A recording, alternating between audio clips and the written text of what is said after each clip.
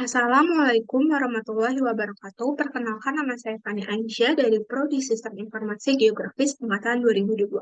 Pada kesempatan kali ini, saya akan menjelaskan bagaimana praktikum pemrograman geospasial web acara kelima yang berjudul GeoServer. Jadi, GeoServer itu merupakan sebuah perangkat lunak yang dimana penggunanya dapat mengelola, mempublikasikan, dan berbagi data geospasial melalui berbagai web service. Nah, untuk web service kali ini yang digunakan adalah GeoServer dengan localhost 8080. Langsung aja ke langkahnya. Di sini lakukan login dulu. Setelah login, dapat membuat workspace.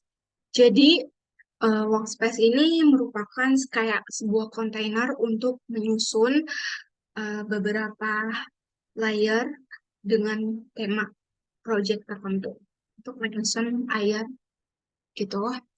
Kemudian di sini add new workspace, kemudian masukkan nama dari workspace yang akan kita buat yaitu GIY. Setelah itu pilih default workspace, kemudian save.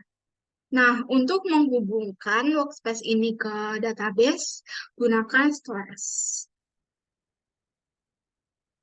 Ini jadi D ini menyediakan berbagai basis data. Ini karena kita buatnya kemarin di menggunakan Postgres.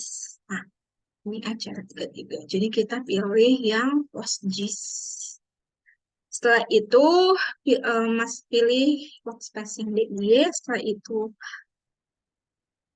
outdoor connection parameternya seperti host, port, sesuai dengan PostGIS kita. Kemudian database-nya acara 33 yang di dbeaver. Kemudian masukkan user. Setelah itu, masukkan password. Kemudian save.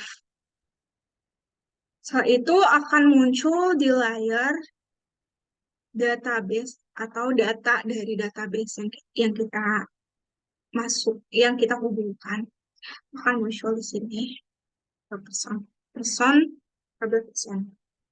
Setelah itu kan di tabel person ini ada tabel yang namanya yang tipenya geometri.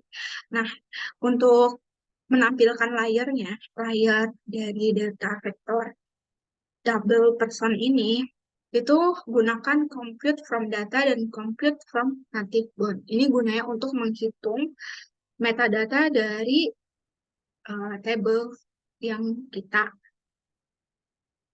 konekkan tadi. Nah, ini atribut tabelnya kemudian di save. Nah, setelah itu akan kita bisa lihat di layar preview data dari personnya.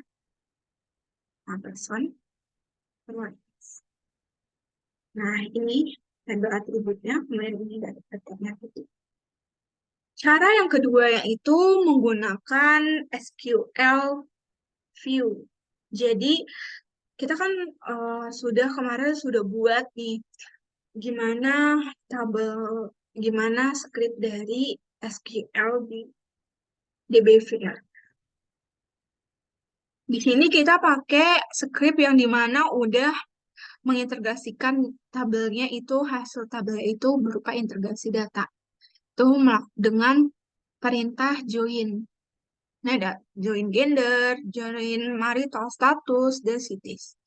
Jadi nanti akan tertampil tabel-tabel gender gitu. Ini kita salin aja. Salin.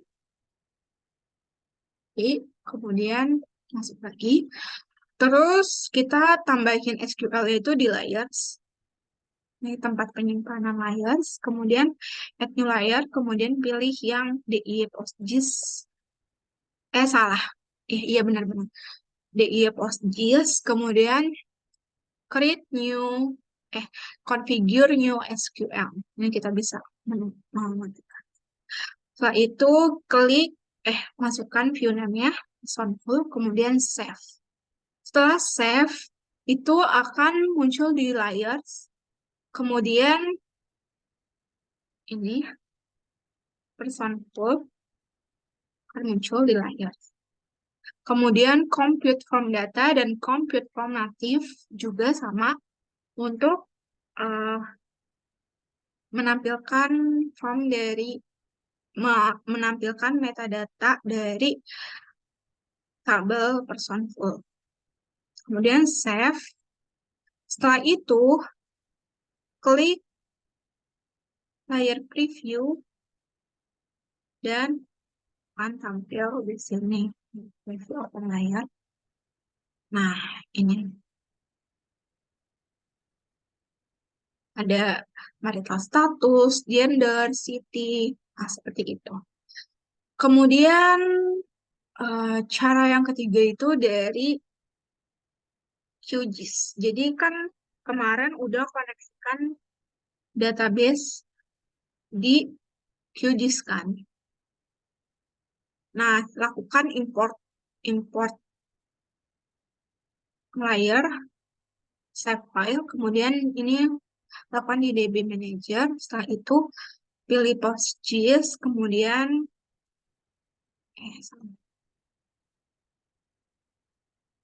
database, kemudian extract database.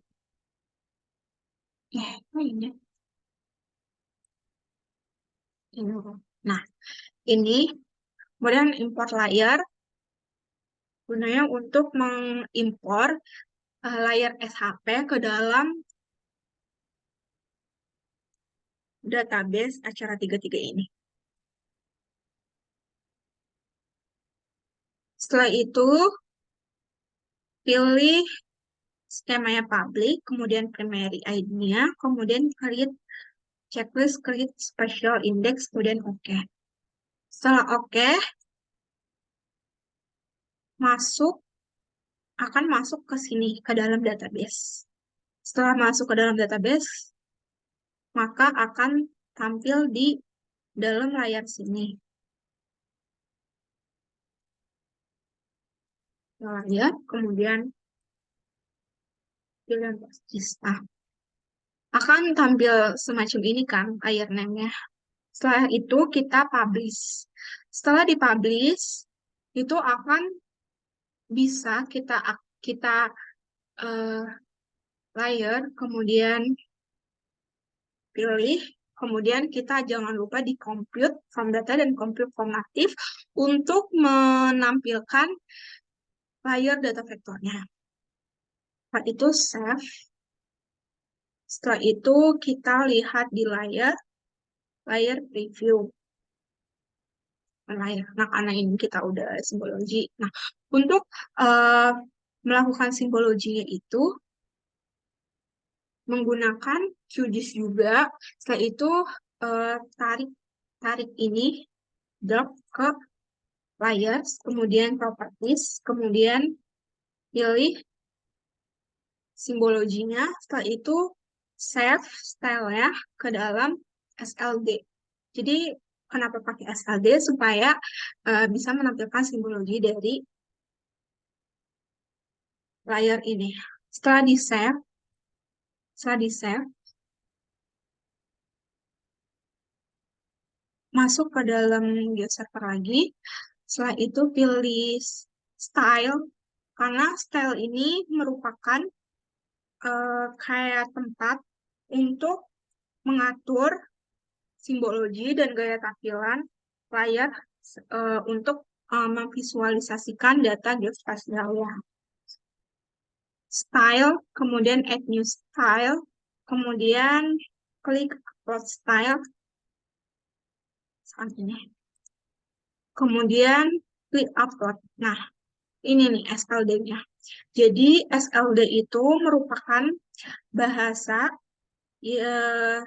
SLD itu merupakan style layer description yang merupakan bahasa digunakan untuk mendefinisikan simbologi untuk tampilan dari peta geografis di halaman web. Setelah itu kan udah klik upload, ya, kemudian validate. Nah, validate-nya itu berhasil kan? Yes. Kemudian validate. Nah, validate-nya nggak error. Kemudian kita lihat legend legendanya dong. Nah, legendanya ini menandakan bahwa SLD yang kita import, yang kita upload itu enggak, itu benar, enggak salah. Kemudian udah diupload, kemudian di-save. Nah, udah di-save kan? Di-save, kita akan mempublikasikannya tuh di eh, layers mana, di layers mana.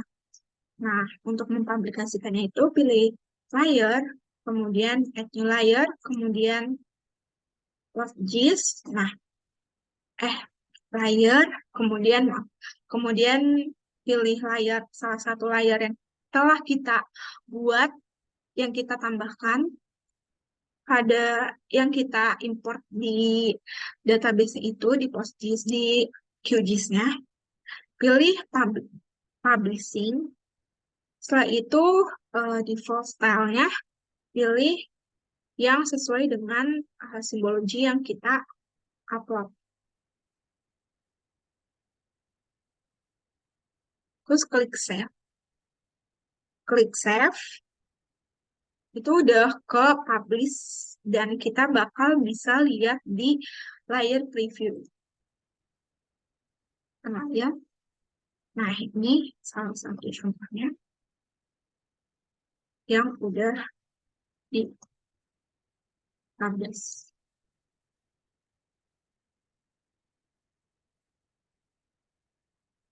Dan tabel atributnya ini kemudian sampai dengan jumlah penduduk ini. Atributnya. Sekian dari saya, kurang lebih yang mohon maaf. Wassalamualaikum warahmatullahi wabarakatuh.